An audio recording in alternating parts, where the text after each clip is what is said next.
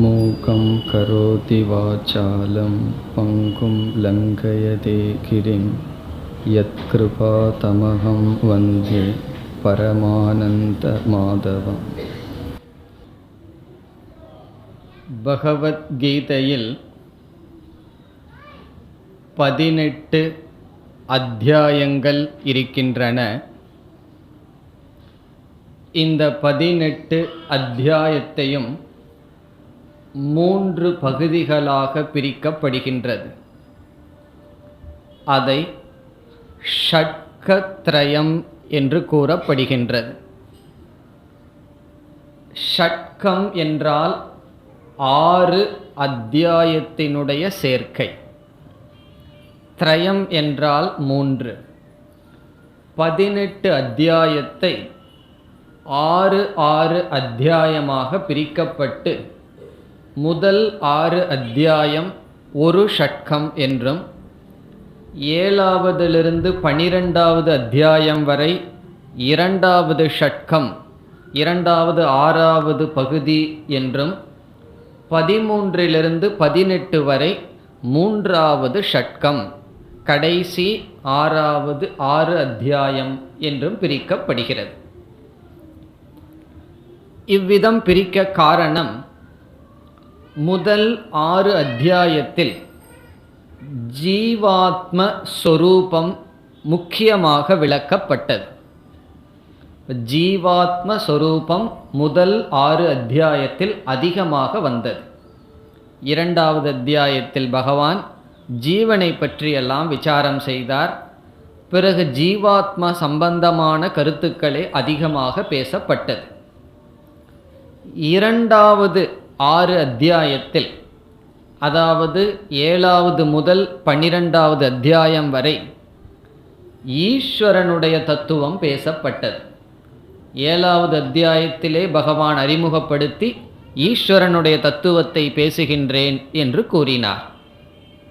இவ்விதம் முதல் ஷட்கத்தில் ஜீவஸ்வரூபம், 2வது ஷட்கத்தில் ஈஸ்வர சொரூபம் கூறப்பட்டது.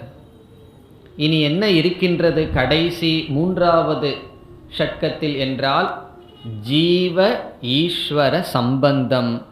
அது 13வது அத்தியாயத்திலிருந்து முக்கியமாக எடுத்துக்கொள்ளப்படுகின்ற கருத்து. என்ன கருத்து? ஜீவ ஈஸ்வர சம்பந்தம். இந்த ஜீவனுக்கும் ஈஸ்வரனுக்கும் என்ன சம்பந்தம்? அந்த சம்பந்தம் ஐக்கியம் என்று பேசப்படும். இனிமேல் நாம் பார்க்கின்ற 13வது அத்தியாயத்திலிருந்து என்ன முக்கிய கருத்து என்றால் ஜீவ ஈஸ்வர ஐக்கியம். 3 ஷட்கம் எப்படி வருகின்றது? ஜீவஸ்வரூபம், ஈஸ்வர சொரூபம், ஜீவ ஈஸ்வர ஐக்கியம். 2வதாக முதல் 6 அத்தியாயத்தில் சாதனையாக கர்ம யோகம் பிரதானமாக பேசப்பட்டது. 2வது 6 அத்தியாயத்தில் பக்தி யோகம் பேசப்பட்டது. இதற்கு முன் நாம் பக்தியை பற்றியெல்லாம் நன்கு பார்த்தோம். இனி வருகின்ற அத்தியாயத்தில் ஞான யோகம் பேசப்படுகின்றது. இப்போ கர்மயோகம் முதல் 6 அத்தியாயத்தில், 2வது 6 அத்தியாயத்தில் பக்தி யோகத்தை பற்றி பேசினோம். இனி வரப்போகின்ற 13லிருந்து 18 வரை ஞான யோகம் வர இருக்கின்றது. பிறகு முதல் 6 அத்தியாயத்தில் பகவான் பிரயத்தனம், சுய முயற்சிக்கு முக்கியத்துவம் கொடுத்து பேசினார். உத்தரேத் ஆத்மனாத்மானம், உன்னை நீயே உயர்த்திக்கொள் என்றெல்லாம் சுய முயற்சிக்கு முக்கியத்துவம் கொடுத்து பேசினார். 7வது அத்தியாயத்திலிருந்து ஈஸ்வரனுடைய அனுகிரகத்திற்கு முக்கியத்துவம் கொடுத்து பேசினார். முதலில் சுய முயற்சிக்கு, பிரயத்தனத்திற்கு முக்கியத்துவம், அதை தொடர்ந்து இறைவனுடைய அனுகிரகத்திற்கு முக்கியத்துவம் கொடுத்து பேசினார். இதிலிருந்து என்ன தெரிகின்றது? இந்த 2ம் சமமாக முக்கியம் என்று தெரிகிறது. இனி கடைசி ஷட்கத்தில் பண்புகளை பற்றி பேச இருக்கின்றார். பண்புகள் என்றால் வேல்யூஸ் என்று சொல்வோம், சில ஒழுக்கங்கள், அதை பற்றி பேச இருக்கின்றார். இவ்விதம் முதல் 3 அத்தியாயத்தில், முதல் 6 அத்தியாயத்தில் ஜீவஸ்வரூபம், கர்மயோகம், சுயமுயற்சி. இரண்டாவது 6 அத்தியாயத்தில் ஈஸ்வர ஸ்வரூபம், பக்தி, இறைவனுடைய அனுகிரகம். இனி நாம் பார்க்க இருக்கின்ற அத்தியாயத்தில் ஜீவ ஈஸ்வர ஐக்கியம், ஞானயோகம், பண்புகள் அல்லது தர்மங்கள், சில விதமான ஒழுக்கங்களை பற்றி பேச இருக்கின்றார். இந்த முகவரையுடன் நாம் 13வது அத்தியாயத்திற்குள் செல்லலாம். இந்த அத்தியாயத்திற்கு க்ஷேத்திர, க்ஷேத்ரஜ்ஞ, விபாக யோக என்பது தலைப்பு. ஆரம்பத்திலேயே பகவான் நாம் சொன்ன அனைத்து கருத்துக்களையும் இந்த ஒரே அத்தியாயத்தில் பேசப் போகின்றார். ஜீவ ஈஸ்வர ஐக்கியத்தை பற்றி பேசப் போகின்றார். ஞானயோகம் இங்கு செய்யப்படுகின்றது. பிறகு பண்புகள் பேசப்படுகின்றது. ஆகவே இனி நாம் பார்க்க இருக்கின்ற அத்தியாயத்தில் 13வது அத்தியாயம் ஒரு முக்கியமான அத்தியாயமாக அமைகின்றது. இனி இந்த அத்தியாயம் எப்படி துவங்குகின்றது, இதில் என்ன பேசுகின்றார் என்று செல்லலாம். இந்த அத்தியாயத்தின் ஆரம்பத்தில் அர்ஜுனனுடைய ஒரு கேள்வியானது அமைகிறது. அந்த ஸ்லோகமானது சில புஸ்தகங்களில் இல்லை, சில புஸ்தகங்களில் இருக்கின்றது. ஒரு ஸ்லோகம் அர்ஜுனனுடைய கேள்வியுடன் இருக்கின்றது. சில புஸ்தகங்களில் அந்த ஸ்லோகம் இல்லாமல் பகவானுடைய பதிலாகவே இந்த அத்தியாயம் துவங்குகிறது. நாம் அர்ஜுனனுடைய கேள்வியையும் எடுத்துக்கொண்டு சிந்தித்தால், அர்ஜுனனுடைய கேள்வியானது 6 விதமான சொற்களை சொல்லி இதற்கு விளக்கம் தேவை என்பது அர்ஜுனனுடைய கேள்வி. பல புஸ்தகங்களில் அந்த கேள்வியை உடைய ஸ்லோகம் கிடையாது. அப்படி அந்த கேள்வியுடன் ஸ்லோகத்தை சேர்த்தால் கீதையில் 701 ஸ்லோகம் வருகின்றது. கேள்வியை விட்டால் 700 ஸ்லோகம் வரும். அர்ஜுனனுடைய கேள்வி என்ன என்றால், பிரகிருதிம் புருஷம் செய்வ க்ஷேத்ரம் க்ஷேத்ரஜ்ஞமேவச்ச ஞானம் ஞேயம் ச என்று 6 விதமான சொற்கள் இங்கு கேட்கப்படுகிறது அர்ஜுனனால். பிரகிருதி புருஷக என்ற சொல்லுக்கு விளக்கம் அர்ஜுனன் கேட்கின்றான். க்ஷேத்ரம் க்ஷேத்ரஜ்ஞக என்ற சொல்லுக்கு விளக்கம் கேட்கின்றான். ஞானம் ஞேயம், ஏதத் வேதிதுமிச்சாமி ஞானம் ஞேயம் ச கேசவ. ஞானம் ஞேயம், இந்த 6 சொற்களுக்கு விளக்கம் தேவை என்பது அர்ஜுனனுடைய கேள்வி. முழு அத்தியாயமும் இந்த 6 சொற்களை விளக்குவதுதான். அதனால் அந்த 6 சொற்கள் என்ன என்பது நமக்கு நன்கு தெரிந்திருக்க வேண்டும். அப்பொழுதுதான் இந்த அத்தியாயத்தை நாம் நன்கு புரிந்து கொள்ள முடியும். அந்த 6 சொற்கள், முதல் 2 பிரகிருதி புருஷக. முதல் சொல் பிரகிருதிஹி, இரண்டாவது சொல் புருஷக. முதல் 2. அடுத்தது க்ஷேத்ரம் க்ஷேத்ரஜ்ஞக. க்ஷேத்ரம் 3வது சொல், க்ஷேத்ரஜ்ஞக என்பது 4வது. 5வது ஞானம், 6வது சொல் ஞேயம். இவைகளினுடைய தத்துவம் என்ன? பிரகிருதிம் புருஷம் செய்வ க்ஷேத்ரம் க்ஷேத்ரஜ்ஞமேவச்ச ஏதத் வேதிதுமிச்சாமி ஞானம் ஞேயம் ச கேசவ என்பது அர்ஜுனனுடைய கேள்வி. பல புஸ்தகங்களில் இந்த கேள்வியே கிடையாது. பகவானுடைய பதிலை பார்த்தால் இந்த 6 கேள்விக்கும் பதில் வருகின்றது.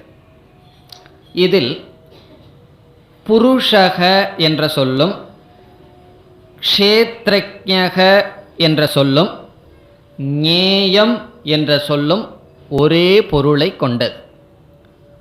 நம்ம பிரகிருதி புருஷன், க்ஷேத்ரம் க்ஷேத்ரஜ்ஞக, ஞானம் ஞேயம்னு 3 பேரை பார்த்தோம்.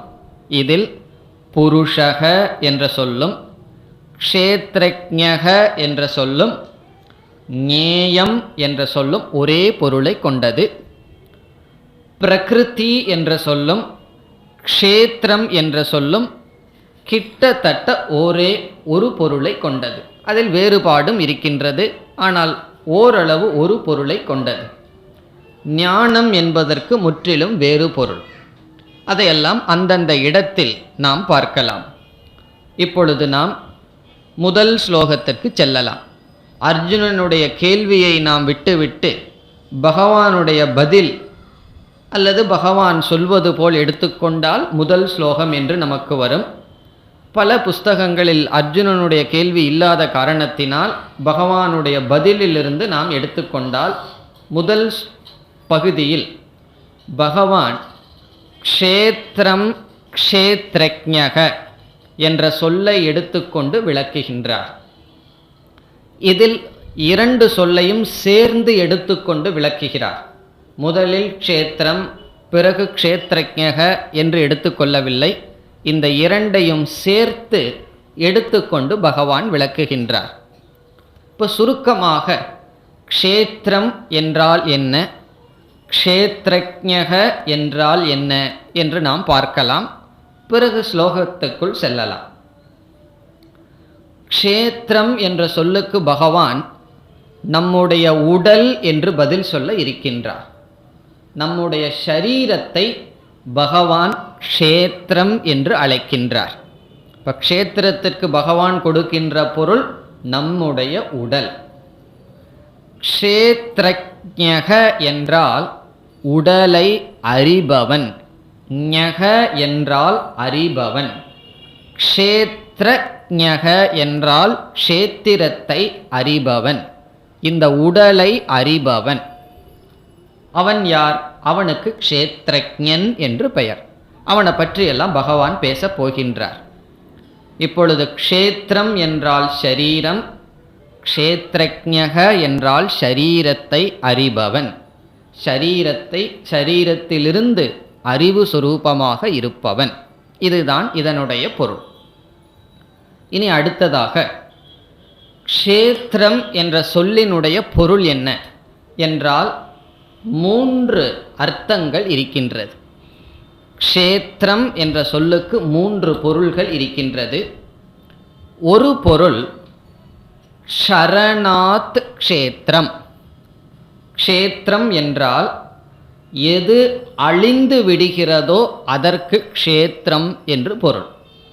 ஷரணாத் என்றால் எது நாசத்தை அடையுமோ, எது அழிவை அடையுமோ அதற்கு க்ஷேத்திரம் என்று பெயர். அந்த அர்த்தத்தில் இந்த உடலை பார்த்தால் இந்த உடலை பகவான் க்ஷேத்திரம் என்று சொல்வதில் என்ன தவறு இருக்கின்றது? அல்லது எப்படி பொருந்துகிறது? எது அழிகிறதோ அதற்கு க்ஷேத்திரம் என்று பெயர். அது க்ஷேத்திரம் என்ற சொல்லினுடைய முதல் அர்த்தம். இந்த உடல் அழிகிறதா இல்லையா? நமக்கு சந்தேகம் இல்லை, இது அழிவுக்கு உட்பட்டது. ஆகவே அழிவது க்ஷேத்திரம் என்ற பொருளில் இந்த உடலை பகவான் க்ஷேத்திரம் என்று முதலில் கூறுகிறார். ஷரணாத், ஷரணம் என்றால் அழிதல். இனி க்ஷேத்திரம் என்பதற்கு முற்றிலும் வேறான இனியொரு பொருள் இருக்கிறது.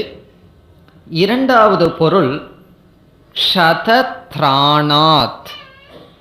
க்ஷதம் என்றால் அழிதல், திராணம் என்றால் காப்பாற்றுதல். க்ஷதத்ராணாத் என்றால் அழிவிலிருந்து காப்பாற்றப்படுவது க்ஷேத்திரம். இப்போ க்ஷேத்திரத்துக்கு இரண்டாவது பொருள் முதல் பொருளிலிருந்து விபரீதமானது. அழிவிலிருந்து காப்பது, நம்மை நாசத்திலிருந்து காப்பது என்பது ஒரு பொருள். அதனுடைய அடிப்படையில் இந்த உடலை என்னன்னு சொல்லலாம்? க்ஷதத்ராணாத் க்ஷேத்திரம். நம்ம எப்படி இந்த உடல் அழிவிலிருந்து காக்கிறது என்றால், இந்த உடல் நமக்கு கிடைத்த காரணத்தினால் இந்த உடலை கொண்டு நாம் இந்த உலகத்தில் வாழ்ந்து ஞானத்தை அடைந்து மோட்சத்தை அடைய இந்த உடலானது பயன்படுகிறது. வேதாந்த சாஸ்திரத்துக்குள்ளே வந்தால் முதலில் இந்த மனிதனுடைய ஜென்மத்தினுடைய பெருமையை பேசுவார்கள். பல நூல்களில் மனிதனுடைய சரீரத்தின் பெருமை பேசப்படுகிறது. காரணம் என்ன? இந்த சரீரத்தினால்தான் ஒருவன் ஞானத்தை அடைந்து மோட்சத்தை அடைய முடியும். இவ்விதம் சம்சார சுற்றிலிருந்து நம்மை காப்பதனால் இந்த சரீரத்துக்கு க்ஷேத்திரம் என்று இனியொரு பெயர். இப்போ இந்த இரண்டு கருத்தை பார்த்தோம். ஒன்று, அழிவதனால் இந்த சரீரத்தை பகவான் க்ஷேத்திரம் என்று சொல்கிறார். இனி ஒன்று, நாசத்திலிருந்து காப்பதனால் இந்த சரீரத்தை பகவான், உடலை க்ஷேத்திரம் என்று கூறுகிறார். மூன்றாவதாக, க்ஷேத்திரம் என்ற சொல்லுக்கு இனியொரு பொருள், விளைகின்ற பூமிக்கும் க்ஷேத்திரம் என்று ஒரு பொருள் இருக்கின்றது. விளைகின்ற பூமின்னு சொன்னால், இப்போ நம்ம அமர்ந்திருக்கிற இடத்தை க்ஷேத்திரம்னு சொல்லக்கூடாது, ஸ்தலம் என்று சொல்ல வேண்டும். ஸ்தலம்னா இடம். க்ஷேத்திரம் என்றால் விவசாயத்துக்கான பூமி. எங்கு பயிரானது வளர்கின்றதோ அந்த பூமிக்கு சமஸ்கிருதத்தில் க்ஷேத்திரம் என்று ஒரு பொருள் இருக்கின்றது. இப்போ மூன்றாவது அர்த்தம் என்னவென்றால், க்ஷேத்திரவத் க்ஷேத்திரம் என்றால் பூமியை போல இந்த சரீரம் இருப்பதனால். இந்த சரீரத்தை விளைகின்ற பூமின்னு சொல்லல, விளைகின்ற பூமிக்கு உதாரணமாக பகவான் இந்த சரீரத்தை சொல்றார். அப்படி உதாரணமாக சொன்னால், விளைகின்ற பூமிக்கும் பயிர் வளர்கின்ற பூமிக்கும் இந்த சரீரத்துக்கும் உள்ள ஒற்றுமை என்ன? ஒன்றோடு ஒன்று நாம் உதாரணப்படுத்தி சொன்னால் ஒற்றுமையை நாம் கூற வேண்டும். அந்த ஒற்றுமை என்னவென்றால், பூமியில் நாம் ஒரு விதையை விதைத்தால், பூமின்னு சொல்வதை விட இங்கு க்ஷேத்திரத்தில் விதைத்தால் அது பயிரை கொடுக்கின்றது. பிறகு மீண்டும் அந்த விதையானது பல விதைகளாக மாறி அது பரம்பரையாக ஒரு விதையானது தன்னை காத்து கொண்டு இருக்கிறது.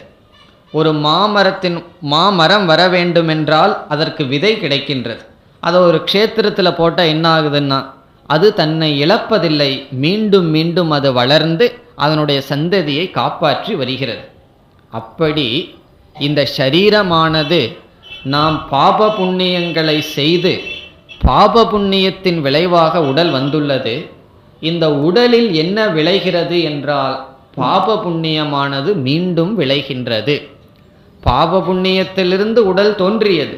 இந்த உடலிலிருந்து மீண்டும் பாப புண்ணியம் தோன்றி, எப்படி ஒரு க்ஷேத்திரத்தில், இந்த இடத்துல க்ஷேத்திரம்னா விளை பூமியில் எப்படி பயிரானது தோன்றி வந்து கொண்டு இருக்கின்றதோ, அதுபோல் இந்த சரீரத்தில் பாப புண்ணியங்கள் தோன்றி சம்சாரமானது தொடர்ந்து இருந்து கொண்டே வருகின்றது. அதற்கு இந்த உடல் துணை புரிகின்றது. இவ்விதம் க்ஷேத்திரத்தை போல அல்லது க்ஷேத்திரத்துக்கு உதாரணமாக இந்த சரீரம் பேசப்படுவதனால் இந்த சரீரத்தை பகவான் க்ஷேத்திரம் என்று சொல்கிறார். முதலில் அழிவதனால், இரண்டாவது அழிவிலிருந்து காக்கப்படுவதினால், மூன்றாவது பாப புண்ணியத்தினுடைய விளைபூமியாக இந்த உடல் இருப்பதனால் பகவான் இந்த அத்தியாயத்தை எப்படி துவங்குகின்றார்? முதல் ஸ்லோகம், அர்ஜுனனுடைய கேள்வியை விட்டுருவோம், ஏன்னா பல புஸ்தகங்கள் அது இல்லாததனால் பகவானுடைய பதிலில் வருகின்றது, அல்லது பகவானே சொல்வதாக அத்தியாயம் துவங்குகின்றது. எப்படி துவங்குகின்றார் இந்த அத்தியாயத்தை?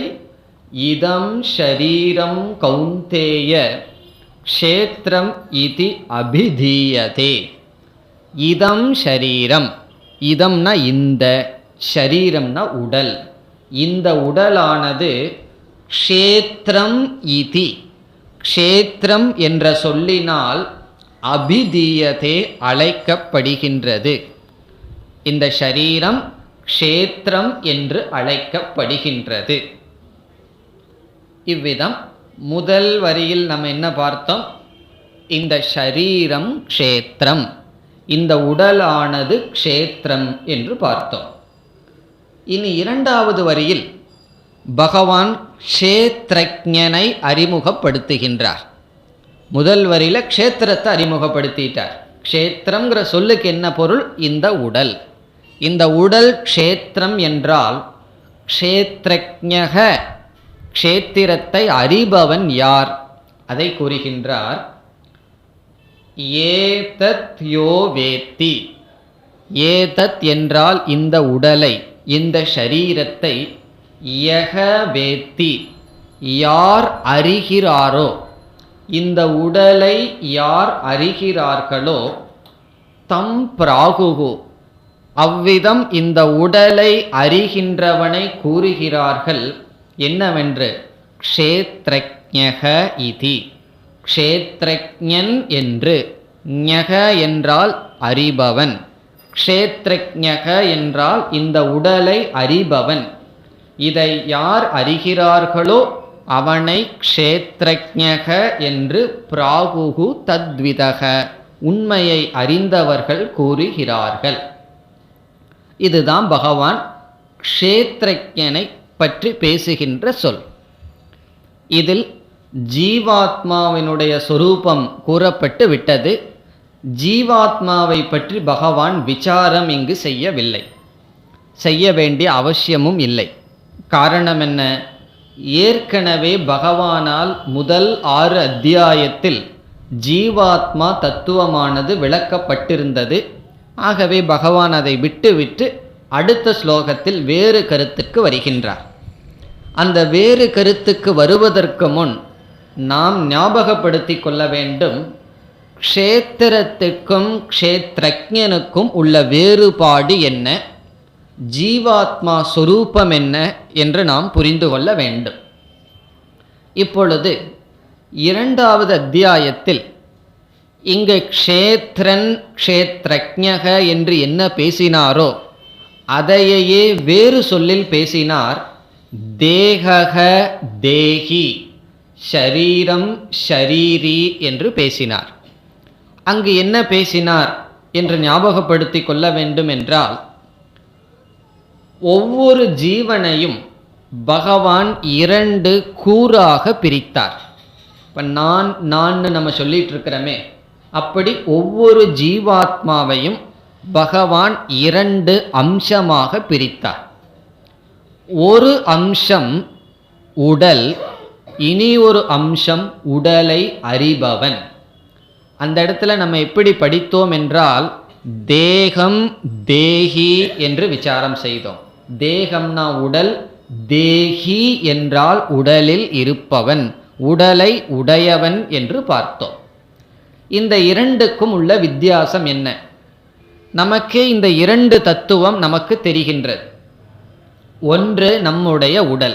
நமக்கு உடல் இருக்கா இல்லையா அதில் ஒரு சந்தேகமும் கிடையாது. நமக்கு நல்லா தெரியுதே நமக்கு உடல் இருக்குன்னு சொல்லி. பிறகு இனி ஒரு சந்தேகமும் நமக்கு கிடையாது. இந்த உடலை நான் அறிகிறேனா இல்லையா, அதுலேயும் நமக்கு சந்தேகம் கிடையாது. இந்த 2ம் அனுபவத்தில் சந்தேகமில்லாமல் தெரிகிறது. உடலை அறிகின்றேன், உடலை அறிபவன் நான், இந்த உடல் இருக்கின்றது. இந்த உடலை அறிபவனை ஒரு கூறாகவும் ஒரு பகுதியாகவும் இந்த உடலை இனியொன்றாகவும் சேர்த்து விசாரம் செய்யப்படுகின்றது. இந்த 2ம் சேர்ந்து நான் என்ற சொல்லுக்கு பொருள் அல்லது சொல்லுக்கு பொருளாக புரிந்து கொண்டிருக்கின்றோம், அல்லது ஒரு ஜீவாத்மா. இப்போ ஜீவாத்மா இஸ் ஈக்குவல் டு, ஜீவாத்மா என்றால் சமம் என்ன, உடலும் உடலை அறிபவனும். அதுதான் இங்க க்ஷேத்திரம் க்ஷேத்ரஜ்ஞக என்று சொல்லப்படுகிறது. இந்த 2க்கும் வேறொரு வார்த்தை நாம் பார்த்திருக்கின்றோம், எல்லாம் ரொம்ப நாளைக்கு முன்னாடி பார்த்திருக்கின்றோம். 2வது அத்தியாயத்தின் ஆரம்பத்தில் அங்கு உடலை பகவான் அனாத்மா என்றும் இந்த உடலை அறிபவனை ஆத்மா என்றும் சொன்னார். இப்போ ஆத்ம அனாத்ம விசாரம் அங்கு செய்யப்பட்டது. ஆத்மா என்ற சொல் யாருக்கு செல்கிறது? க்ஷேத்ரஜ்ஞக அல்லது தேகி. அனாத்மா என்ற சொல் எதற்கு செல்கின்றது? ஷரீரம் அல்லது தேகம் அல்லது இந்த அத்தியாயத்தில் க்ஷேத்திரம். இப்போ க்ஷேத்திரம் என்று சொன்னாலும் ஷரீரம் என்று சொன்னாலும் தேகம் என்று கூறினாலும் அனாத்மா என்று சொன்னாலும் ஒரே பொருள். க்ஷேத்ரஜ்ஞக என்றாலும், தேஹி என்றாலும், ஷரீரி என்றாலும், ஆத்மா என்றாலும் ஒரே பொருள். இந்த இரண்டுக்கும் உள்ள வேறுபாடு என்ன? முதல் வேறுபாடு, நம்ம இனி க்ஷேத்திரம் க்ஷேத்ரஜ்ஞங்கிற வார்த்தையவே பயன்படுத்துவோமே, ஏன்னா அந்த அத்தியாயத்தில் தானே இருக்கும். க்ஷேத்ரஜ்ஞன் ஷரீரத்தை அறிபவன், அறிபவன். க்ஷேத்திரமானது அறியப்படும் பொருள். இதுதான் இரண்டுக்கும் உள்ள முதல் வேறுபாடு. இப்போ நம்ம யாரை ஆராய்ச்சி பண்ணிகிட்டு இருக்கோம்? லேபில் ஏதோ ஒரு பொருளை போட்டு ஆராய்ச்சி பண்ணுவோம் அல்லவா? அப்படி இப்பொழுது நாம் ஆராய்ச்சிக்கு எடுத்துக்கொண்ட பொருள் நாம் தான். நம்மையே எடுத்து இப்போ விசாரம் பண்ணுறோம். இப்போ நான்கிற ஜீவன் அல்லது எல்லா ஜீவனையும், ஒரு தவளையை எடுத்து விசாரம் பண்ணால் எல்லா தவளையும் அறிஞ்சதாகுது அல்லவா லேபில்? அதே போல் ஒரு ஜீவன் எடுத்து விசாரம் பண்ணுறோம். அந்த ஜீவன் ரெண்டு அம்சத்துடன் கூடியவன். ஒன்று அறிபவன், இனி ஒன்று அறியப்படும் இந்த ஷரீரம். க்ஷேத்ரஜ்ஞக க்ஷேத்திரம். இதில் இருவருக்கும் உள்ள இந்த இரண்டு தத்துவத்தினுடைய சேர்க்கை ஜீவன் என்றால், இதில் இரண்டுக்கும் உள்ள வேறுபாட்டை இப்பொழுது பார்க்க வேண்டும். அதில் முதல் வேறுபாடு, க்ஷேத்ரஜ்ஞக திருக் அறிபவன், க்ஷேத்திரம் திருஷ்யம் அறியப்படுவது. அதான் முதல் வேறுபாடு. திருக் திருஷ்யம், இதை திருக் திருஷ்ய விவேகம் என்று சொல்லப்படும். திருக் என்றால் அறிபவன், திருஷ்யம் என்றால் அறியப்படும் பொருள். ஆத்ம அனாத்மா அல்லது க்ஷேத்ரஜ்ஞனுக்கும் க்ஷேத்திரத்திற்கும் உள்ள வேறுபாடு என்ன என்றால், ஒன்று அறிபவன், இனி ஒன்று அறியப்படும் பொருள். இது முதல் வேறுபாடு. இரண்டாவது வேறுபாடு என்னவென்றால், க்ஷேத்ரஜ்ஞக அறிபவன் என்று சொல்லும் பொழுதே அது ஜட சொரூபமாக இருக்க முடியுமா, அறிவு சொரூபமாக இருக்க முடியுமா? இந்த டேபிளோ அல்லது கல்லோ மண்ணோ அறிவு சொரூபமாக நாம் பார்ப்பதில்லை. ஆகவே எது அறிவு சொரூபமாக இருக்கிறது, எது அறிகிறதோ அது அறிவு சொரூபம். ஆகவே க்ஷேத்ரஜ்ஞனுடைய இனியொரு தன்மை ஞான சொரூபம், சைத்தன்ய சொரூபம் அல்லது சேதன சொரூபம். இப்போ க்ஷேத்ரஜ்ஞன் அல்லது ஆத்மாவுக்கு இனியொரு சொரூபம் என்ன? ஞான சொரூபம். அதுக்கு இனியொரு பெயர் சித் அல்லது இனியொரு பெயர் சைத்தன்யம், அறிவு சொரூபம். இப்படி சொன்னால் அடுத்தது நீங்களே சொல்லலாம், இந்த சரீரம் எப்படிப்பட்ட சொரூபம், அறியப்படும் பொருள் எப்படிப்பட்ட சொரூபம் என்றால் ஜட சொரூபம். ஜடம் என்றால் ஜடம், அறிவு அற்றது. ஜடத்துக்கு நம்ம மொழிபெயர்ப்பு வேண்டியதில்லை, நமக்கு தெரிஞ்ச சொல் அச்சேதனம், ஜடம், அறிவு சொரூபம் அற்றது. அது இரண்டாவது பொருள். இப்போ முதல் வேறுபாடு அறிபவன், அறியப்படும் பொருள். இதெல்லாம் யாருன்னா இந்த ரெண்டுனுடைய சேர்க்கை ஜீவாத்மா. அறிபவன் க்ஷேத்ரஜ்ஞக, அறியப்படுவது க்ஷேத்திரம். அறிபவன் அறிவு சொரூபம், அறியப்படுவது ஜட சொரூபம், சேதனம் அற்றது.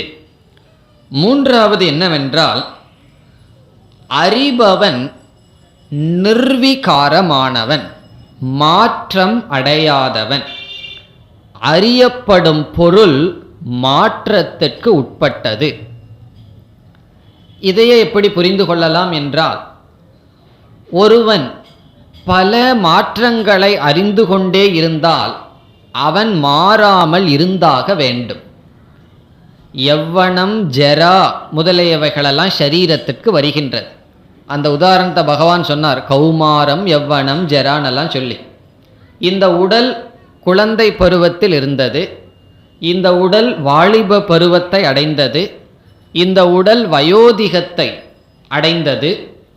இத்தனையும் எவன் பார்த்து கொண்டு இருக்கின்றானோ அவன் மாறாமல் இருந்தால்தான் இவைகள் அனைத்தும் அவனால் அறிய முடியும். அவனே மாறிக்கொண்டால் இவைகளையெல்லாம் நான் அறிந்தேன் என்று சொல்ல முடியாது. இப்போ ஒருவர் இந்த கோயிலில் அமர்ந்திருக்கிறார். 10 மணிக்கு ஒருவர் வந்துட்டு போகிறார், 11 மணிக்கு இனியொருவர் வந்துட்டு போகிறார், 3 மணிக்கு இனியொருவர் வந்துட்டு போகிறார். இந்த ஒருவரினால் 3 பேர் வந்து சென்றார்கள் என்று எப்பொழுது சொல்ல முடியும்?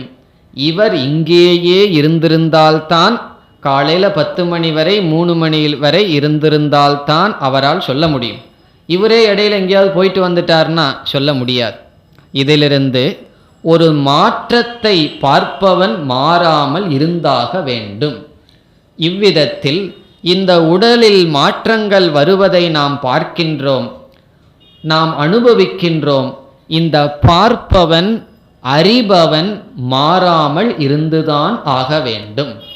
இதை பகவான் எப்படி எடுத்துக்கொள்றார்னு சொன்னா, இந்த ஜென்மத்திலேயே வருகின்ற மாற்றத்தை எப்படி மாறாமல் பார்க்கின்றானோ அப்படி ஷரீரத்தை மாற்றினாலும் கூட மாறாமல் இருக்கின்றான் அந்த க்ஷேத்ரஜ்ஞன், அந்த தேகி அல்லது ஆத்மா. இப்போ மூன்றாவது வேறுபாடு என்ன? க்ஷேத்திரமானது, உடலானது மாற்றத்திற்கு உட்பட்டது, க்ஷேத்ரஜ்ஞன் மாற்றத்திற்கு உட்படாதவன்.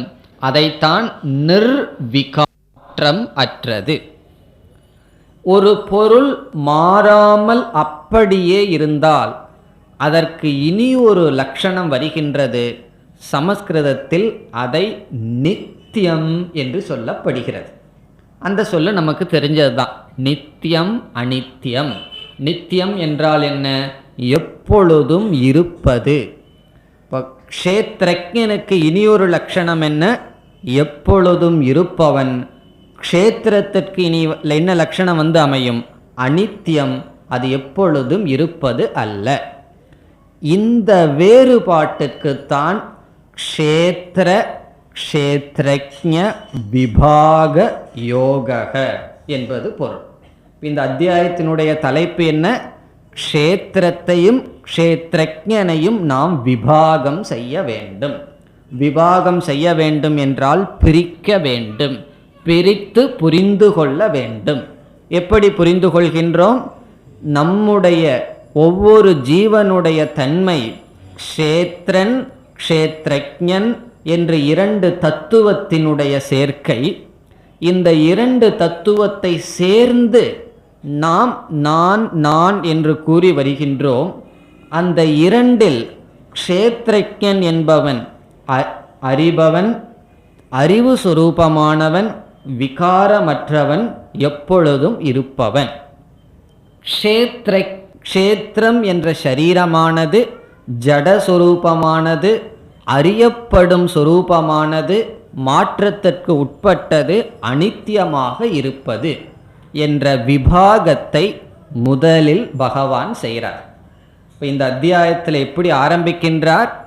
முதலில் க்ஷேத்திர க்ஷேத்ரஜ்ஞ விபாகத்தை செய்து இனி க்ஷேத்ரஜ்ஞனை பற்றி மீண்டும் சில கருத்துக்களை பகவான் சொல்ல போறார்.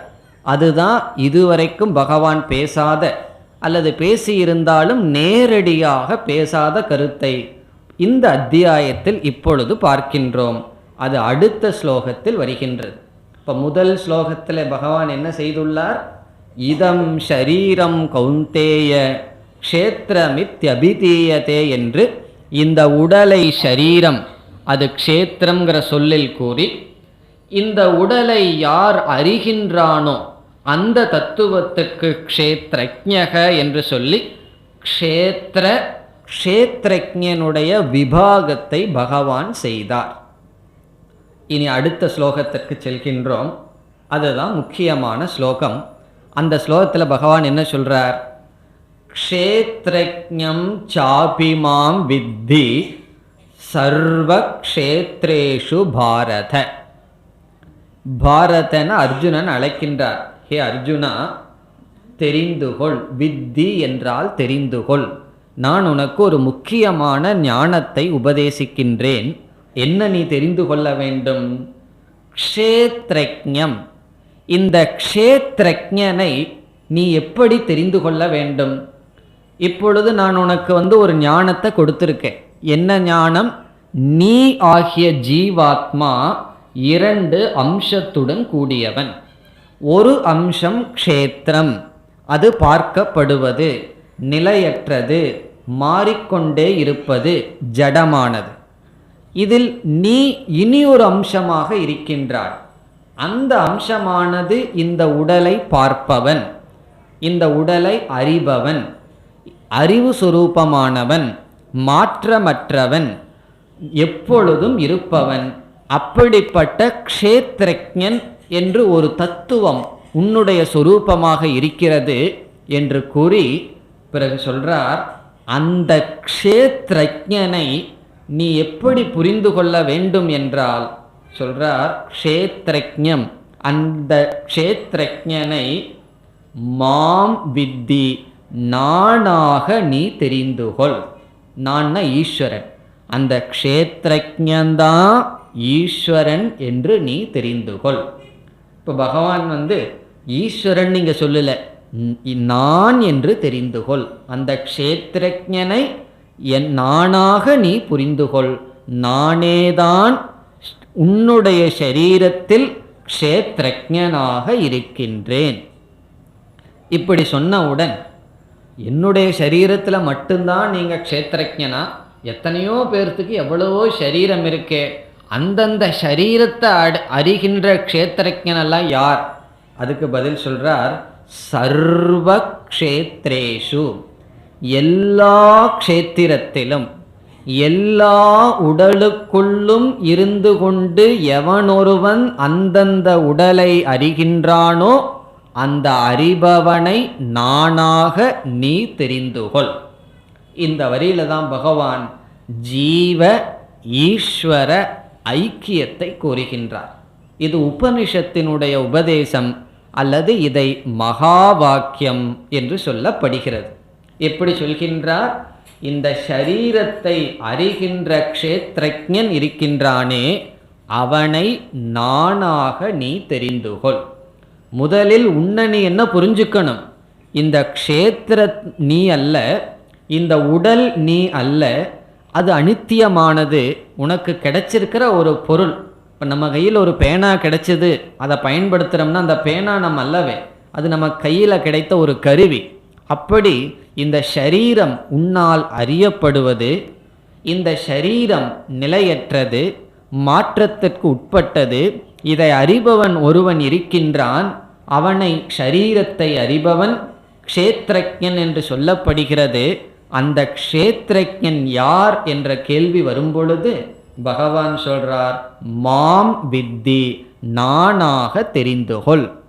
எந்த க்ஷேத்திரம்னா இந்த உலகத்தில் எத்தனை ஜீவராசிகள், எத்தனை ஷரீரம் இருக்கோ அந்தந்த ஷரீரத்திற்குள் இருந்து அந்தந்த ஷரீரத்தை பார்த்து கொண்டு மாறாமல் ஒரு தத்துவம் இருக்கின்றதே, அதெல்லாம் நான் என்று பகவான் கூறுகிறார்.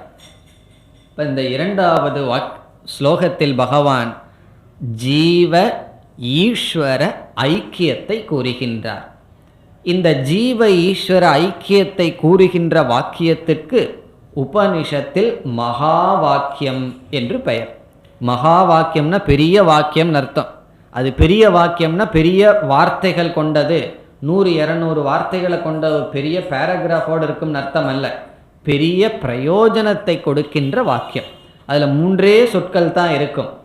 பிரசித்தமான மகா வாக்கியம் என்ன? தது துவம் அசி என்பது மகா வாக்கியம். ஒரு உபனிஷத்தில் குருவானவர் சிஷ்யனிடம் எப்படி உபதேசம் பண்றார்? தது என்றால் அது, அது என்றால் ஈஸ்வரன், துவம் என்றால் நீ, அசி என்றால் இருக்கின்றாய். நீ அந்த ஈஸ்வரனாக இருக்கின்றாய் என்பது மகா வாக்கியம். அசி என்றால் இருக்கின்றாய், துவம் என்றால் நீ, தது என்றால் அது, அதுவாக நீ இருக்கின்றாய், அந்த ஈஸ்வரனாக நீ இருக்கின்றாய். இந்த வார்த்தையை கேட்டவுடன் நம்மால் ஜீரணம் செய்து கொள்ள முடியாது. அது எப்படி நான் ஈஸ்வரனாக இருக்க முடியும்? நான் ஈஸ்வரனிடமிருந்து வந்தவன். இதற்கு முன்னாடியெல்லாம் பகவான் ஈஸ்வரனிடம் பக்தி செலுத்துன்னு சொன்னார். ஈஸ்வரனுடைய அனுகிரகத்தினால தான் அனைத்தும் நடக்கும்னு சொன்னார். அப்படி இருக்கும் பொழுது நான் எப்படி ஈஸ்வரனாக இருக்க முடியும் என்ற சந்தேகம் வரும் பொழுது, அந்த சந்தேகம் நியாயம்தான். எப்பொழுது? நான்கிற சொல்லில் சந்தேகம் இருக்கும் வரை.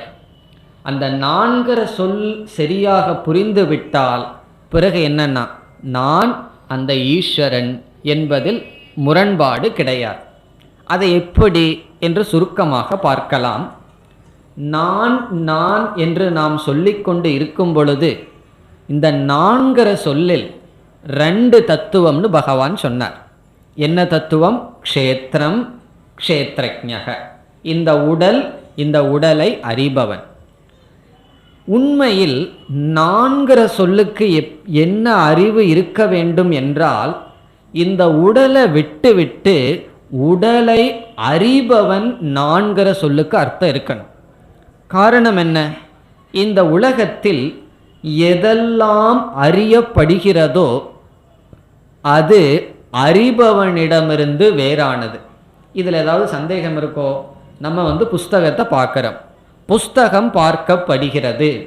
இதிலிருந்து ஒரு முடிவு செய்திடலாம், நான் புஸ்தகம் அல்ல.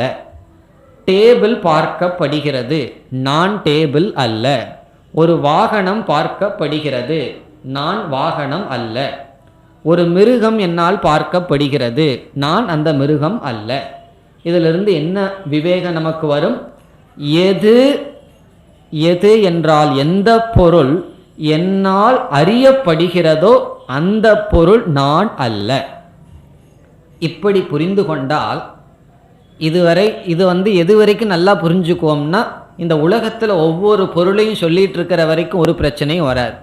இந்த உடலுக்கு வந்தவுடன் சந்தேகம் வந்துடுது. உடல் என்னால் பார்க்கப்படுவதா இல்லையா? யோசிச்சு பார்த்தா எப்படி தெரியுது? உடல் பார்க்கப்படுகிறதா இல்லையா? இந்த உடல் பார்க்கப்படலைன்னு சொன்னால் யார் கண்ணாடி முன்னாடி நின்றுட்டு இருப்பார்கள்? உடல் பார்க்கப்படுகிறது, நம்மளுடைய உடலே நம்ம பார்க்கின்றோம். இப்போ உடல் பார்க்கப்படுகிறது என்றால் சாஸ்திரம் என்ன சொல்லுது? இந்த உடல் நீ அல்ல. உன்னோட அது சேர்ந்திருக்குங்கிறது சாஸ்திரம் இல்லைன்னு சொல்லலை. அதில் நான்கிற அபிமானம் உனக்கு இருக்கா இல்லையாங்கிறத பற்றி சொல்ல. அறிவுபூர்வமாக இந்த உடல் நீ அல்ல. காரணம் என்ன? இந்த உடல் பார்க்கப்படுவதனால். பிறகு நீ ஆர்னா இங்கே பகவான் சொல்றார் பார்ப்பவன், அறிபவன், அறிவு சொரூபமானவன் நீ. அந்த அறிவு சொரூபமாக இருக்கின்ற நீ, பார்க்கப்படுகின்ற உடலுக்கு அப்பாற்பட்ட நீ நான்னு பகவான் சொல்றார். அப்படிப்பட்ட நீ நானாக இருக்கின்றேன். பிறகு நான்கிற சொல்லுக்குள்ள நீ உன்னோட உடலையும் சேர்த்து புரிஞ்சுட்டேன்னு சொன்னா பகவான் சொல்லுவார், நான் அப்படிப்பட்ட நான் என்ற சொல்லுக்கு அர்த்தம் நானாக இல்லை, நான் பகவானாக இல்லை. இப்போ பகவான் நம்ம நான்னு சொல்லும்போது எப்படிப்பட்ட நான் பகவான் நான்னு சொல்றார், நானாக இருக்கிறேன்னு சொல்றார். இந்த உடலை நீக்கி அறிவு சொரூபமாக இருக்கின்ற நான் பகவான் சொல்றார், அந்த நான் தான் நான்னு சொல்றார். அந்த நான் நானாக இருக்கின்றேன். அங்கேயும் மாத்திக்க சொல்றார், அறிவு சொரூபமா நான் இருக்கன்னு நீ நினைச்சிட்டு இருக்காத. முதலில் நீ என்ன செய்? இந்த உடலிலிருந்து உன்னை பிரித்துக்கொள். அதற்கு பிறகு அந்த நானை என்னுடன் சேர்த்துக்கொள். அதுதான் இந்த 2 ஸ்லோகத்தினுடைய சாரம். இப்போ முதல் படி என்ன? விபாகக. விபாகன பிரித்தல். எதிலிருந்து நம்ம எதில் பிரிக்கிறோம்? க்ஷேத்திரத்திலிருந்து க்ஷேத்ரஜ்ஞனை பிரிக்கின்றோம். பிரிக்கிறதுன்னு சொன்னால் நிஜமாலுமே பிரிக்கிறதில்ல, அறிவில் பிரித்து புரிந்து கொள்கின்றோம். சரீரம் இருக்கு, அறிவில் அது கிடையாது. எப்படி பிரித்து கொள்கின்றோம்? திருக் திருஷ்ய விவேகம் முதலிய ஒரு அறிவினால், அறிவினுடைய துணை கொண்டு நம்ம என்ன பிரிச்சுக்கிறோம்? இந்த உடல் நான் அல்ல. அதே போல் மனசு இருக்கு, மனசும் ஒரு விதமான உடல் தானே. நம்முடைய மனசை நம்ம பார்க்கிறோமா இல்லையா? நம்ம மனசை நம்ம மட்டும்தான் பார்க்கிறோம், மற்றவங்க பார்க்கறது இல்லை. நம்ம உடலையாவது மற்றவர்கள் பார்க்க முடியும், நம்முடைய மனது நமக்கு நன்கு தெரிகிறது. அது தெரியாமல் இருந்தால் ஒரு கஷ்டமும் கிடையாது, தெரிகிறது, அனுபவிக்கப்படுகிறது. ஆகவே மனம் அறியப்படுகிறது. நம்முடைய புத்தி அறியப்படுகிறதா இல்லையா? அதுவும் அறியப்படுகிறது. நம்மளுடைய இந்திரியங்கள் அறியப்படுகிறது. இவ்விதம் அனைத்தும் நம்மால் அறியப்படுகின்றது என்று புரிந்து கொண்டு அதிலிருந்து அறிபவன் நான் வேறு என்று நமக்குள்ளேயே நாம் ஒரு விபாகம் செய்து என்ன புரிந்து கொள்ள வேண்டும்? நான் அறிபவன், நான் அறிவு சொரூபம், நான் விகாரமற்றவன், நான் என்றும் உள்ளவன். இப்படி 4 அர்த்தத்துக்கு இவ்வளவு பொருளையும் நம்ம ப்ரிப்பேர் பண்ணி வச்சுக்கணும். இவ்வளவு நம்ம வைத்ததற்கு பிறகுதான் பகவானுடைய ஐக்கியத்துக்கு போக முடியும். இந்த ப்ரிப்பரேஷன் இல்லாமல், இந்த தயார் செய்யாமல் பகவானுடைய வார்த்தையை எடுத்துட்டோம் அப்படின்னா அது முரண்பாடு. காரணம் என்ன? இந்த உடலை நான் நினச்சிட்டு உடலையும் சேர்த்து 4 பொருளுக்கு 4 சொல்லுக்கு பொருளாக கொண்டு பிறகு பகவானுடைய வார்த்தையை பார்த்தா இந்த க்ஷேத்ரஜ்ஞதான், நீ தான் நானாக இருக்கிறேன் அல்லது அந்த ஈஸ்வரனாக நீ இருக்கிறாய்ங்கிற வார்த்தையை கேட்டால் அதில் முரண்பாடு இருக்கின்றது. காரணம் என்ன? முரண்பாடான பொருள் நம்மிடம் இருக்கின்றது. இந்த 4 சொல்லுக்கு முரண்பாடாக புரிந்துள்ளோம். அதனால் பகவானுடைய உபதேசமும் அல்லது உபனிஷத்தினுடைய உபதேசமும் முரண்பாடாக இருக்கிறது. முரண்பாடு உபதேசத்தில் இல்லை, முரண்பாடு 4 சொல்லுக்கு புரிந்து கொண்ட விஷயத்தில் இருக்கின்றது, அறிவில் இருக்கின்றது. அதனால் முதல்ல பகவான் என்ன பண்ணிட்டார்? க்ஷேத்ரஜ்ஞ விபாகத்தை பண்ணிட்டார். அது ஏற்கனவே விளக்கப்பட்டது.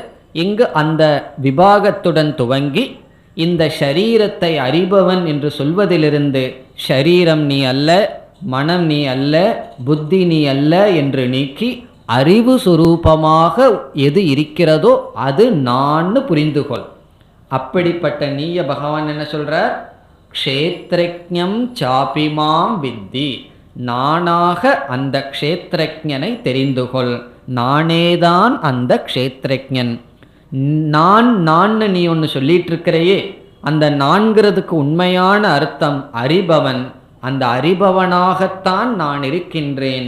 சர்வ க்ஷேத்ரேஷு, எல்லாருடைய சரீரத்திலும் நானேதான் அறிபவனாக இருக்கின்றேன்.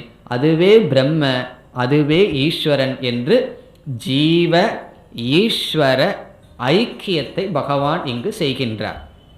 இப்போ க்ஷேத்திரம் ஷரீரம், க்ஷேத்ரஜ்ஞக அறிபவன்.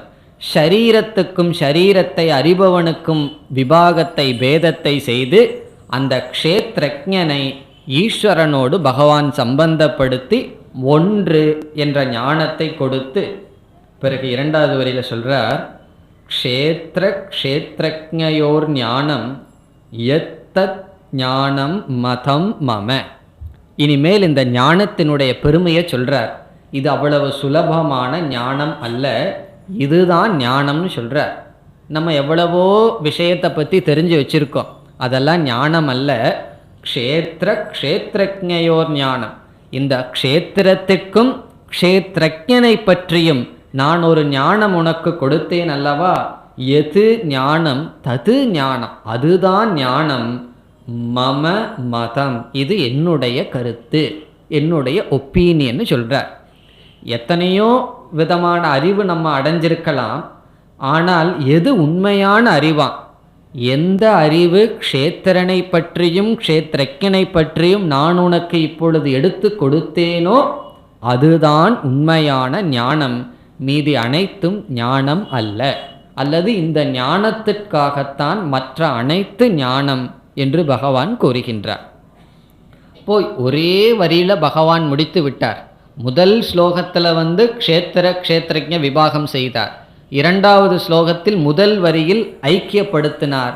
2வது வரியில் இந்த ஞானத்தினுடைய மேன்மையை சொன்னார். க்ஷேத்திரனை பற்றியும் க்ஷேத்ரஜ்ஞனை பற்றியும் நான் வகுத்து கொடுத்த இப்பொழுது புகட்டிய ஒரு ஞானம் இருக்கின்றதே, அதுதான் ஞானம், மீதி எதுவும் ஞானம் அல்ல என்று முதல் 2 ஸ்லோகத்தில் இதம் ஷரீரம் கௌந்தேய என்றும் க்ஷேத்ரஜ்ஞம் சாபிமாம் வித்தி என்ற ஸ்லோகத்தில் பகவான் ஜீவ ஈஸ்வர ஐக்கியம் அல்லது மகா வாக்கியத்தை கூறுகின்றார். மகா வாக்கியம்னா தது துவம் அசி என்று உபதேசிக்கின்ற வாக்கியம். இனி முதல் 6 அத்தியாயத்தில் என்ன செய்யப்பட்டது? துவம் பத விசாரம் செய்யப்பட்டது, ஜீவாத்மாவை பற்றிய விசாரம். 2வது 6 அத்தியாயத்தில் தத்பத விசாரம், ஈஸ்வரனை பற்றிய அறிவு. பிறகு இந்த 6வது அத்தியாயத்தில் கடைசி 6இல் அசி, அசி என்றால் ஐக்கியம். இவ்விதம் முழு கீதை என்னன்னா தது துவம் அசி. இதனுடைய ஆர்டர் படி பார்த்தா துவம் தது அசி. துவம் நீ ஜீவாத்மா, தது ஈஸ்வரன், அசி ஒன்று. இது அவ்வளவு சுலபமாக நம்ம ஈஸ்வரனோடு ஐக்கியப்படுத்த முடியாது. ஒவ்வொரு இடத்திலும் விசாரம் மேற்கொள்ள வேண்டும். ஜீவனிடத்தில் விசாரம் செய்யப்பட்டது, ஈஸ்வரனிடத்திலும் விசாரம் செய்யப்பட்டு புரிந்து கொண்ட ஈஸ்வரனும் ஜீவனும் உண்மையில் ஒன்று என்று இங்கு மகா வாக்கியம் பேசப்பட்டது. இனி அதற்கு அடுத்த 2 ஸ்லோகத்தில் பகவான் என்ன செய்கின்றார்? மீண்டும் நான் உனக்கு க்ஷேத்திரத்தை பற்றி அதிக விளக்கத்தை கொடுக்கின்றேன், க்ஷேத்ரஜ்ஞனை பற்றி நான் உனக்கு விளக்க இருக்கின்றேன். என்ன, இதை கேட்டவுடன் நமக்கு ஸ்ரத்தை இருந்தால் ஏற்றுக்கொள்வோம். ஸ்ரத்தையே இல்லைன்னா ஏதோ உபனிஷத் சொல்லுது நான் எப்படி ஏற்றுக்கொள்வேன்னு சொல்லுவோம், நமக்கு புரியாவிட்டாலும். ஆனால் ஸ்ரத்தை இருந்தால் இந்த வார்த்தை பகவான் சொல்கிறது உண்மைதான், க்ஷேத்ரஜ்ஞன் தான் பகவான், ஆனால் என்னால் புரிந்து கொள்ள முடியவில்லையே, விளக்கம் தேவையே என்று நாம் ஸ்ரத்தையுடன் விரும்புவோம். அதை பகவான் உணர்ந்து மீண்டும் பகவான் சொல்கிறார், நான் மீண்டும் விளக்க இருக்கின்றேன். க்ஷேத்திரம்னா என்ன, க்ஷேத்ரஜ்ஞனுடைய தன்மை என்ன, எப்படி இரண்டும் ஒற்றுமையாகும், எந்த விதத்தில் வேறுபாடு, இதை அனைத்தையும் விளக்கமாக நான் செய்ய இருக்கின்றேன் என்று அறிமுகப்படுத்துகின்றார். அறிமுகப்படுத்தி இந்த முழு அத்தியாயத்தில் இதே கருத்தை பல கோணத்தில் விளக்கம் செய்ய பகவான் இருக்கின்றார். அதைத்தான் பகவான் சொல்றார், தது க்ஷேத்திரம், அந்த க்ஷேத்திரத்தை பற்றி, யாத்ருக் யத் விகாரி, அதனுடைய சொரூபம் என்ன, அதனிடமிருந்து என்ன வந்தது, எதனிடமிருந்து அது வந்தது. இந்த சரீரத்தை க்ஷேத்திரம்னு சொல்லிட்டார், இந்த சரீரம் எங்கிருந்து வந்தது அதெல்லாம் பகவான் சொல்ல போகிறார். இந்த சரீரத்திலிருந்து தான் என்ன வரப்போகின்றது, இவைகளையெல்லாம் நான் பேச இருக்கின்றேன். அது மட்டுமல்ல, சகயக, அந்த க்ஷேத்ரஜ்ஞன் என்பவன் யார், யத் பிரபவக, அவனுடைய பெருமை என்ன, இந்த சரீரத்தை அறிபவன் யார், அவனுடைய பெருமை என்ன, இவைகளை பற்றியும் நான் விளக்கமாக பேசப் போகின்றேன் என்று பகவான் சொல்லி சொல்கிறார். சமாசேன மேஸ்ருன்னு, சமாசேன சுருக்கமாக நான் சொல்ல போகிறேன்னு சொல்கிறார். ஆனால் பகவான் இதற்கு பிறகு விளக்கமாகத்தான் செய்ய போகின்றார். மேஸ்ருன்னு, என்னிடமிருந்து கேள் என்று சொல்லி, பிறகு அர்ஜுனனுக்கு இதுவரைக்கும் ஏதேதோ கருத்துக்கள் கீதையில் பேசப்பட்டது, இனி நான் பேச இருப்பது மிக மிக முக்கியமான கருத்து. இப்போ முக்கியமான கருத்து வந்ததுன்னு வச்சுக்கோமே, நம்ம என்ன சொல்லுவோம், கொஞ்சம் கவனமாக கேள் அப்படின்னு சொல்லுவோம் அல்லவா. ஏதோ பேசிகிட்டு இருக்கும்போது இந்த இடத்துல கொஞ்சம் கவனமாக கேள்னு சொல்லுவோம்.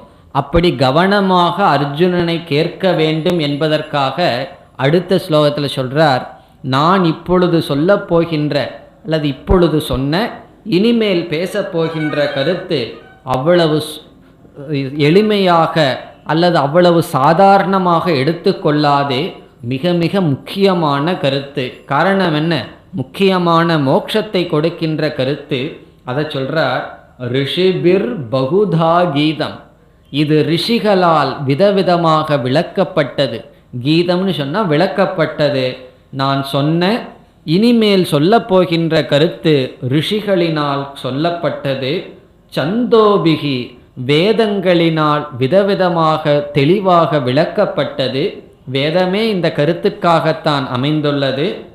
பிரம்மசூத்திர பதைகி, பிரம்மசூத்திரம்னா இங்கு பிரம்மத்தை விளக்குகின்ற வாக்கியங்களினால் இந்த கருத்தானது விளக்கப்பட்டது. ஹேதுமத்பிகி, இது வெறும் ஒரு ஸ்ரத்தையினுடைய அடிப்படையில் பேசப்படவில்லை, ஒவ்வொரும் அறிவுபூர்வமாக விசாரம் செய்யப்பட்டு வினிச்சிதைகி, நிச்சயம் செய்யப்பட்ட ஞானம்னு சொல்கிறார். என்ன, சில பேரிடம் எனக்கு ஏதாவது உபதேசம் பண்ணுங்கன்னு சொன்னால் அவர் உபதேசம் பண்ணுவார், நம்ம திருப்பி நிச்சயமாக நீங்கள் சொல்கிறது உண்மையான்னு கேட்டால் ஏதோ கொஞ்சம் சந்தேகமும் இருக்குன்னு சொல்லுவார். அப்படி இல்லாமல் நிச்சயமாக எந்த சந்தேகமும் இல்லாமல், அறிவுக்கு விரோதமும் இல்லாமல், ரிஷிகளினாலும் வேதத்தினாலும் பிரம்மத்தை விளக்குகின்ற வாக்கியங்களினாலும் எந்த கருத்து பேசப்பட்டதோ அந்த கருத்தை இப்பொழுது நான் உனக்கு சொன்னேன், இனிமேல் நான் சொல்ல இருக்கின்றேன், ஆகவே நீ அதை கவனமாக கேள் என்று சொல்லி பகவான் மீண்டும் க்ஷேத்திரத்தை சற்று விளக்குகின்றார். இப்போ முதல்ல எப்படி க்ஷேத்திரத்தை அறிமுகப்படுத்தினார்? இந்த உடல் க்ஷேத்திரம்னு சொல்லி சொன்னார். இனி அதற்கு அடுத்ததாக பகவான் என்ன செய்கின்றார்? இந்த உடல் மட்டும் க்ஷேத்திரம் அல்லன்னு சொல்லி க்ஷேத்திரத்திற்கு வேறொரு அர்த்தம் கொடுக்கிறார். முதல் என்ன அர்த்தம் கொடுத்தார்? இந்த உடலுக்கு க்ஷேத்திரம்ங்கிற வார்த்தையை சொன்னார். இனி இந்த அடுத்த ஸ்லோகங்களில் சொல்கிறார், இந்த உடலுக்கு மட்டும் க்ஷேத்திரம்னு பொருள் அல்ல, இந்த உலகமே க்ஷேத்திரம் என்று சொல்கிறார். இந்த உடல் என்ன? நம்மளுடைய உடல் க்ஷேத்திரம், உலகத்தில் இருக்கிற எல்லா உடலும் க்ஷேத்திரம், எல்லா உடலும் பஞ்சபூதத்தில் ஆனது. இப்போ இந்த சிருஷ்டியே க்ஷேத்திரம் என்று அடுத்த ஸ்லோகங்கள் சொல்கிறார். மகாபூதான்யகங்காரக இச்சா துவேஷ சுகம் துக்கம், இந்த 2 ஸ்லோகத்தில் என்ன சொல்கிறார்? இந்த சிருஷ்டியே க்ஷேத்திரம். இந்த சிருஷ்டியானது 2 அவஸ்தையில் இருக்கின்றது. ஒன்று வெளித்தோற்றத்திற்கு வராத மாயை என்ற அவஸ்தை, இனி ஒன்று வெளித்தோற்றத்திற்கு வந்த அவஸ்தை. இந்த 2மே க்ஷேத்திரம். ஜட பிரபஞ்சம், இந்த உலகமே க்ஷேத்திரம் என்று சொல்லப்படுகிறது. பிறகு எப்படி பகவான் என்ன செய்ய போகின்றார்? இந்த உலகமே க்ஷேத்திரம்னு சொன்னால், இந்த உலகத்தை மொத்தமாக அறிபவன் ஈஸ்வரன், ஒவ்வொரு சரீரத்தை அறிபவன் ஜீவன். இப்போ இந்த உலகத்தை முழுமையாக அறிகின்ற ஈஸ்வரனும் ஒவ்வொரு க்ஷேத்திரத்தை அறிகின்ற ஜீவனும் ஒன்று என்று சொல்ல போகிறார். அறிபவன் ஒன்று தான். ஒரு உடலை அறிந்தால் அவனுக்கு ஜீவன்னு பெயர். அனைத்து உலகத்தையும் அறியும் பொழுது ஈஸ்வரன் என்று பெயர். இவ்விதம் ஜீவ ஈஸ்வர ஐக்கியத்தை மீண்டும் சொல்வார். பிறகு புருஷக, நேயம், ஞானம் இப்படிப்பட்ட சொற்களிலும் இதே கருத்துக்கள் வர இருக்கின்றது.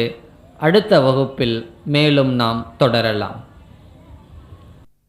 ஓம் பூர்ணமத பூர்ணமிதம் பூர்ணாத் பூர்ணமுதச்யதே பூர்ணஸ்ய பூர்ணமாதாய பூர்ணமேவாவசிஷ்யதே. ஓம் சாந்தி சாந்தி சாந்தி.